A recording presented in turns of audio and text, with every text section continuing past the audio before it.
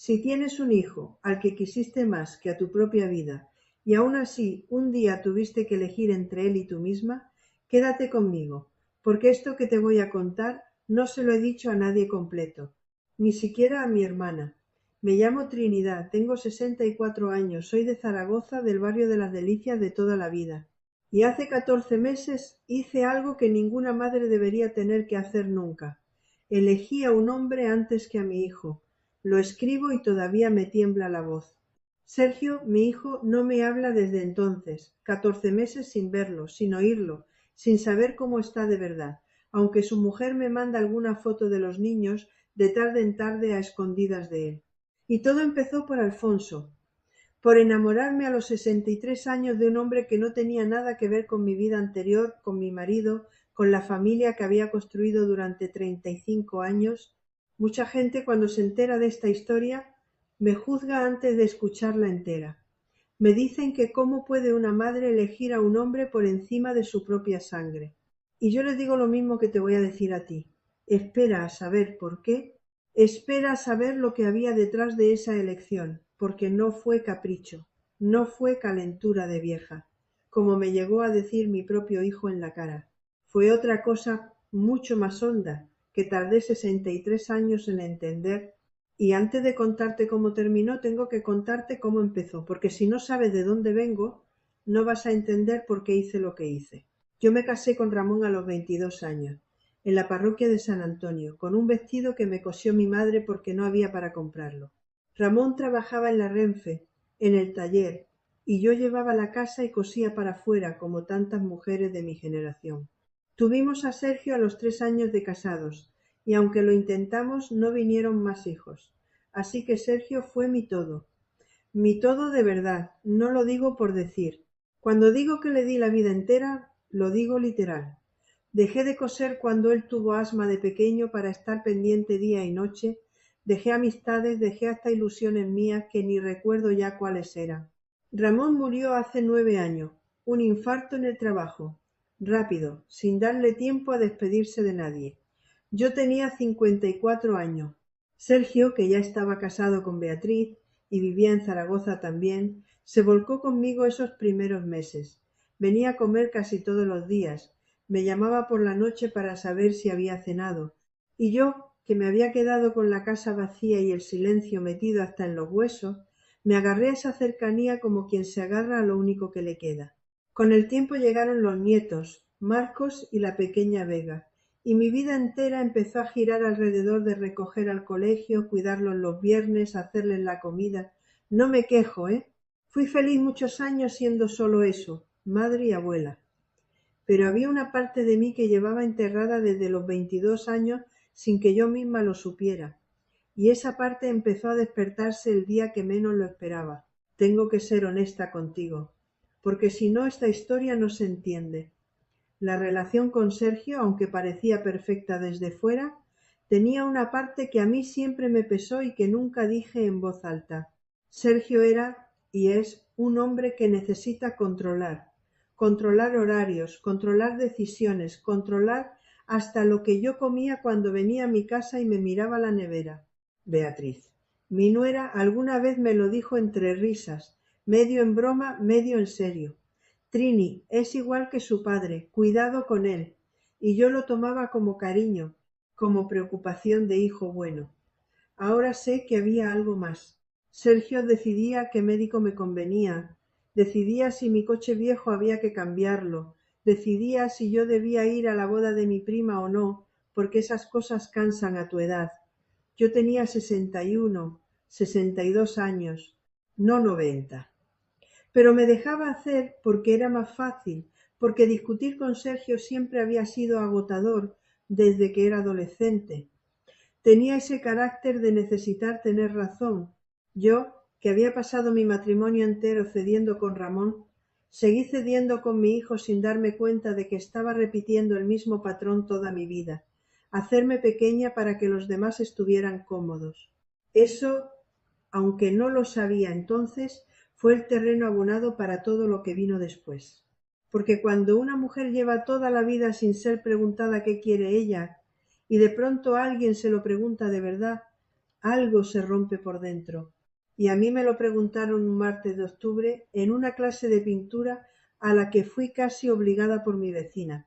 Mi vecina Pilar, que no tiene nada que ver con nadie de esta historia, llevaba meses insistiéndome para que fuera con ella a un taller de pintura en el centro cívico del barrio. Yo siempre le decía que no, que para qué, que yo pintar no había pintado en mi vida.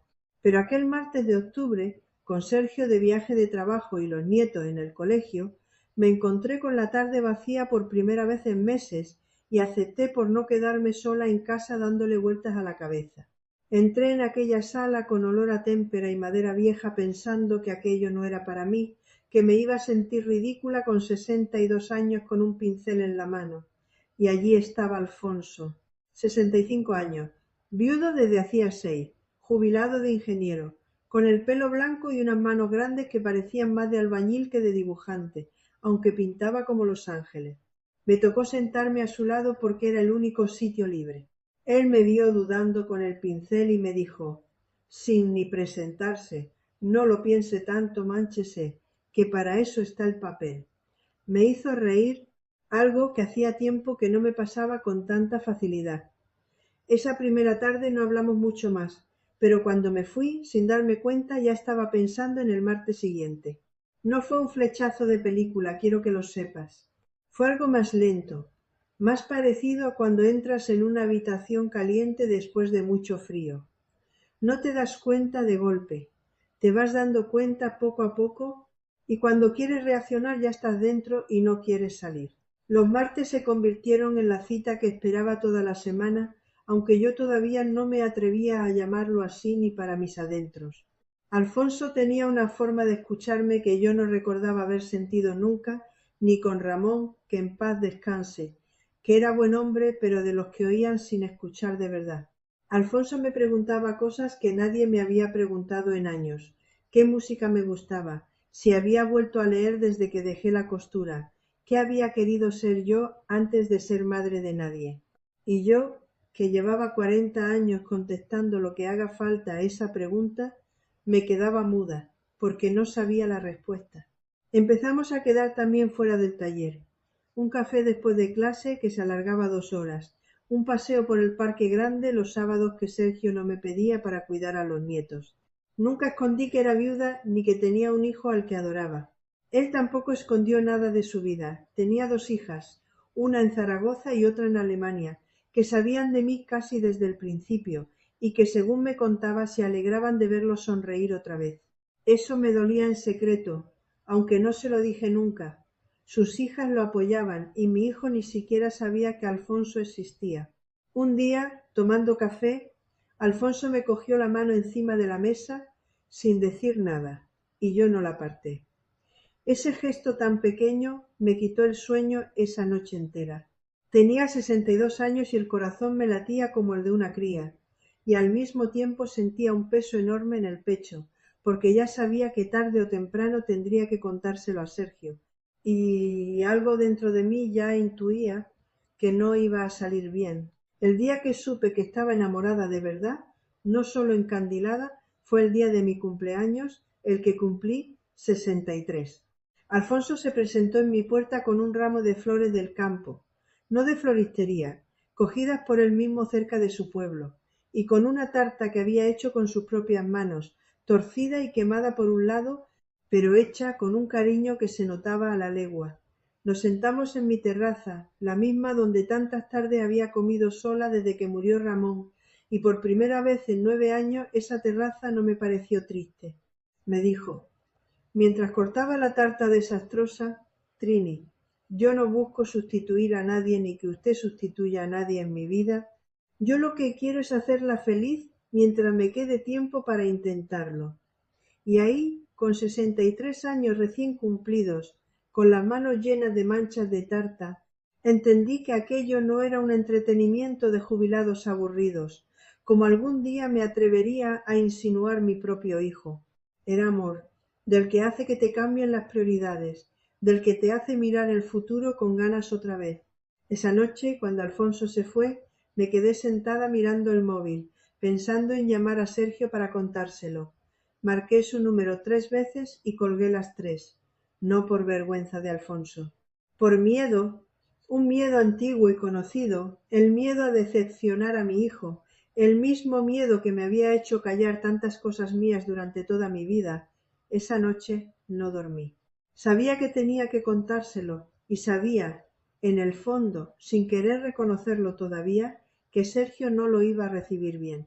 Tardé 3 semanas más en reunir el valor, 3 semanas viendo a Alfonso a escondidas, como si tuviera 15 años en vez de 63, inventando excusas a Sergio sobre por qué no podía cuidar a los nietos tal sábado o por qué había apagado el móvil tal tarde.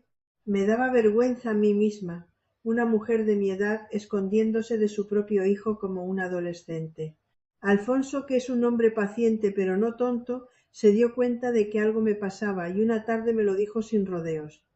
Trini, esto que hacemos, escondernos, no me gusta ni para usted ni para mí. Si su hijo tiene que enterarse, mejor que sea por usted, con calma, no porque nos vea alguien por la calle y se lo cuente mal. Tenía razón, y yo lo sabía. Así que planeé la conversación durante días. Ensayé las palabras en la ducha, delante del espejo. Incluso se las dije en voz baja a mi vecina Pilar para ver cómo sonaban. Elegí un domingo, porque los domingos Sergio venía a comer con Beatriz y los niños, y pensé que en familia, con los nietos jugando de fondo, la noticia sonaría menos grave, más natural. Qué equivocada estaba. Preparé su plato favorito, cordero al horno, como si la comida pudiera suavizar lo que venía. Beatriz notó que yo estaba rara, más callada de lo normal, y en un momento en la cocina, mientras fregábamos, me preguntó bajito si me pasaba algo. Le dije que después de comer tenía que hablar con Sergio de una cosa importante. Ella me miró un segundo como si ya lo intuyera y solo me dijo: «Ten cuidado, Trini». No sabía yo entonces cuánta razón tenía esa frase. Esperé a que los niños se fueran al salón a ver dibujos y a que Beatriz recogiera la mesa, para quedarme a solas con Sergio en la cocina, como tantas veces habíamos hecho para hablar de cosas serias. Le dije, sin más rodeos, que había conocido a un hombre en el taller de pintura, que se llamaba Alfonso, que llevábamos casi 4 meses viéndonos y que era feliz, muy feliz, como no recordaba haberlo sido en años. Sergio se quedó callado, mirándome fijo con esa cara que pone desde niño cuando algo no le gusta y está calculando qué decir. Y entonces habló, y cada palabra fue un golpe. Me dijo que cómo podía yo, a mi edad, hacer el ridículo con un desconocido. Me dijo que qué iba a pensar la gente del barrio, que qué iba a pensar la familia de Ramón. Me dijo, y esto es lo que más me dolió, que su padre no llevaba ni 10 años muerto y yo ya estaba de novia como una quinceañera. Le contesté que Ramón llevaba 9 años muerto, no 10, como si esa aclaración fuera a arreglar algo, y que yo tenía derecho a ser feliz. Sergio se levantó de la silla, dio un golpe en la mesa que hizo saltar los vasos y me dijo algo que se me quedó clavado para siempre. Elige, mamá, o ese hombre o nosotros, porque yo no pienso llevar a mis hijos a casa de una abuela que anda de la mano con un extraño por la calle. Beatriz entró corriendo al oír el golpe y le dijo a Sergio que se calmara, que estaba siendo injusto, pero él ya había cogido a los niños y la chaqueta y se había ido dando un portazo que todavía siento en el pecho cuando lo recuerdo. Las semanas que siguieron fueron de las más duras de mi vida, y eso que ya había enterrado a mi marido. Sergio no contestaba mis llamadas. Beatriz me escribía a escondidas para decirme que los niños preguntaban por la abuela, que Sergio estaba muy dolido y que necesitaba tiempo, pero que ella no estaba de acuerdo con cómo se estaba comportando. Yo, mientras tanto, vivía dividida entre la culpa y la rabia. La culpa de siempre, la de toda mi vida, la que me decía que una madre no debe anteponer nunca nada a un hijo, ni siquiera su propia felicidad, y una rabia nueva, que no reconocía en mí, que me hacía preguntarme por qué mi hijo tenía derecho a decidir con quién podía yo compartir mi vida a los 63 años. Alfonso, en todo esto, se portó de una manera que todavía hoy me emociona contarla. Nunca me presionó, nunca me dijo que eligiera. Al contrario, un día me dijo: «Trini, si tiene que dejarme para arreglar las cosas con su hijo, lo entenderé, aunque me duela en el alma. Usted no me debe nada a mí». Esa generosidad En vez de tranquilizarme, me hizo llorar durante horas, porque me di cuenta de que estaba a punto de perder algo bueno de verdad por miedo a lo que pensara mi hijo. Dejé de dormir bien otra vez. Volví a esa vela consumiéndose despacio de la que tanto había hablado, sin saber entonces que ese desgaste tenía nombre. Perdí peso. Mis amigas empezaron a preocuparse por mí. Y entonces, una tarde, mi vecina Pilar me dijo algo que no se me olvida. Trini, tú lo que necesitas no es que Sergio te perdone. Necesitas hablar con alguien que te ayude a pensar con la cabeza fría, que ahora mismo la tienes hecha un lío. Seguí el consejo de Pilar y pedí cita con una psicóloga, algo que jamás había hecho en mi vida, algo que en mi generación se consideraba casi vergonzoso. Se llamaba Marta. Tenía la consulta cerca del Paseo de la Independencia y las primeras sesiones casi ni hablé. Me limitaba a llorar y a repetir que no sabía qué hacer. Pero poco a poco, sesión tras sesión, empecé a ver cosas de mi vida que había tenido siempre delante sin querer mirarlas. Marta me hizo una pregunta que me removió por dentro. Trinidad, ¿usted cree que Sergio le está pidiendo que elija por su bien o porque tiene miedo de perder el control que siempre ha tenido sobre usted? Esa pregunta me tuvo 2 noches sin dormir, porque cuando la analicé con honestidad, entendí que Sergio no estaba protegiéndome de nada. Alfonso era buena persona. Todo el mundo que lo conocía lo decía, incluida Beatriz. Lo que Sergio no soportaba era dejar de ser el centro de mi vida, dejar de decidir por mí, ver que su madre, por primera vez en 40 años, tomaba una decisión que no pasaba por su aprobación. Marta también me hizo ver algo que le había dicho a otra paciente suya y que yo había escuchado de pasada en una conversación con una amiga, que el cariño que le doy a mi hijo no se gasta por dárselo también a otra persona, que el corazón no es una hucha que se vacía. Empecé a entender que no se trataba de elegir entre Sergio y Alfonso, sino de elegir entre seguir borrándome a mí misma para complacer a mi hijo o empezar, a mis 63 años, a existir también para mí. Con esa claridad nueva, decidí intentarlo una vez más con Sergio, esta vez sin ensayar discursos, sin cordero al horno, solo la verdad. Lo cité a tomar un café, solos los dos, en la cafetería donde solíamos ir cuando él era pequeño y yo lo recogía del colegio. Vino, aunque noté que llegó con la coraza puesta desde el primer minuto. Le dije que lo quería más que a nada en el mundo, que siempre iba a ser mi hijo por encima de todo, pero que no podía ni quería dejar a Alfonso, porque por primera vez en años me sentía viva y que necesitaba que él, como hijo que me quería, entendiera eso en vez de exigirme que renunciara. Sergio me escuchó en silencio, y por un momento pensé que algo se estaba ablandando en su cara.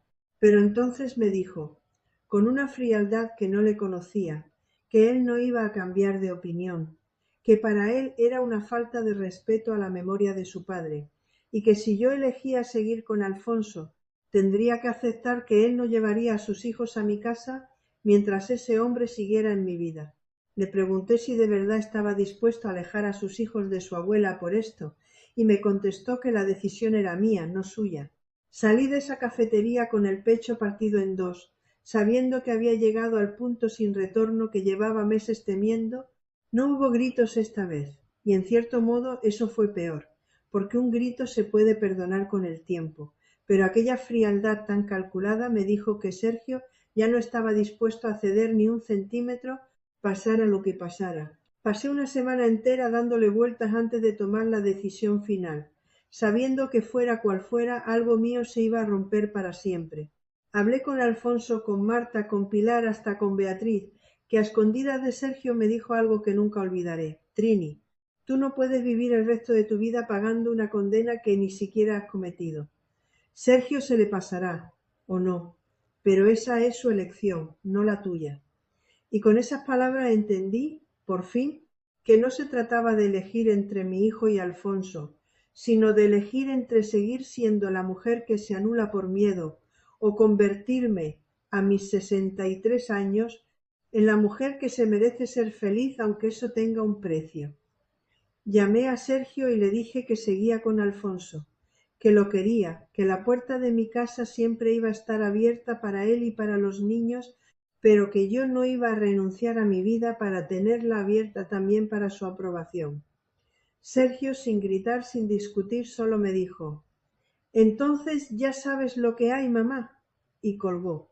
Desde ese día, 14 meses hasta hoy, mi hijo no me ha vuelto a llamar. Los primeros meses fueron un duelo distinto a cualquier otro que hubiera vivido, un duelo de alguien que sigue vivo pero que ha decidido no estar. Alfonso me sostuvo en ese tiempo con una paciencia infinita, sin juzgar nunca mis lágrimas, sin decirme jamás que me arrepintiera de la decisión, aunque tampoco me dejó nunca sola con ella. Beatriz siguió mandándome fotos de los niños a escondidas, un hilo fino pero real que me mantenía conectada a esa parte de mi vida que había perdido. Hoy, 14 meses después, mi vida es rara de contar porque tiene dos caras que conviven a la vez sin mezclarse. Por un lado, soy más feliz de lo que he sido en años. Alfonso y yo seguimos yendo al taller de pintura los martes. Hemos hecho un viaje a Portugal que jamás pensé que haría a mi edad.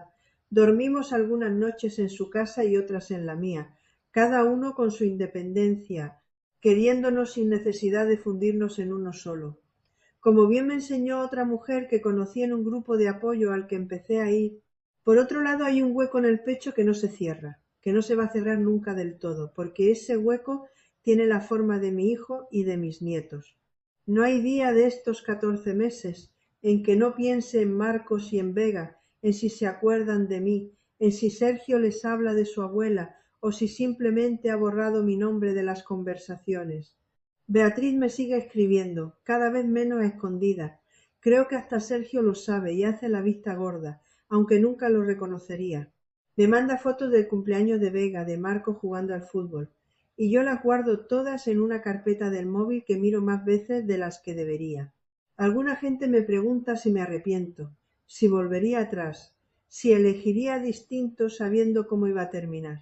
Y la respuesta más honesta que puedo dar es que no me arrepiento de elegirme a mí misma, pero que el precio de esa elección lo pago todos los días, en silencio, cada vez que veo a una abuela con sus nietos por la calle y pienso en los míos. Te he contado todo esto, con nombres y con el pecho abierto, porque necesitaba que alguien más allá de mi psicóloga y de Alfonso supiera la verdad completa, sin adornos. No te voy a decir que hice lo correcto, porque ni yo misma lo tengo del todo claro 14 meses después. Lo que sí te puedo decir es que durante 63 años elegí siempre lo que se esperaba de mí, lo que hacía feliz a los demás, aunque eso significara borrarme un poco cada vez, y que la única vez que elegí de verdad para mí, perdí lo que más quería en este mundo. Eso es una contradicción que llevo dentro y que probablemente lleve el resto de mi vida, porque el amor a un hijo no se acaba nunca, pase lo que pase, digan lo que digan, aunque él haya decidido cerrar la puerta. Alfonso me dice, cuando me ve triste algunas noches, que la puerta la cerró Sergio, no yo, que yo dejé la mía abierta siempre. Y tiene razón, pero eso no quita el dolor. Si has llegado hasta aquí conmigo, quiero pedirte una cosa antes de irme, que la pienses de verdad, sin contestarla rápido. ¿Alguna vez tuviste que elegir entre tu propia felicidad y la aprobación de alguien a quien querías con toda tu alma, un hijo, un padre, una madre? ¿Y qué elegiste? ¿Y qué precio pagaste por esa elección? Cuéntamelo aquí abajo, en los comentarios, da igual si fue hace 30 años o si te está pasando ahora mismo en tu casa, porque yo he aprendido a mis 64 años que elegirte a ti misma no siempre te deja en paz, pero es la única elección después de la cual, mires como la mires, no te queda la duda de si viviste tu propia vida.